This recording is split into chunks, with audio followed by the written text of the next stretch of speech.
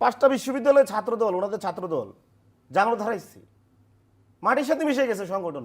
44 বছরও কিন্তু অনেক বয়স্ক সংগঠন, পুরা সংগঠন, দক্ষিণ এশিয়ার আপনি বৃহত্তর মনে সংগঠন। করছেন জাতীয় নির্বাচনে তাই হতে পারে?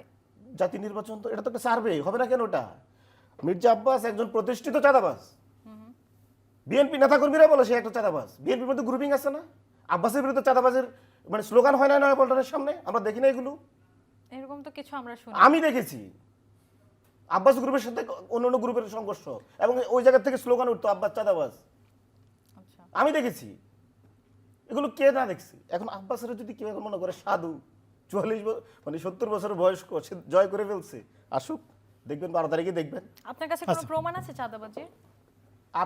মির্জা আব্বাস বাংলাদেশে, আমি আপনাকে বলি, বাংলাদেশে হিন্দুদের সম্পত্তির জবরদখলকারী হচ্ছে আওয়ামী লীগ, আর বাংলাদেশে রেলের জমি দখলকারী এবং রেলের বিভিন্ন জায়গাগুলোতে চাঁদাবাজি উঠানোর জন্য মির্জা আব্বাসের একটা খ্যাতি আছে।